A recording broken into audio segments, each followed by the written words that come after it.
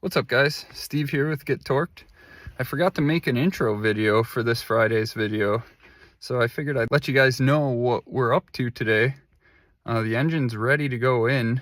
Today we're going to be test fitting it and hopefully get her to bolt in. So stay tuned and see how we do.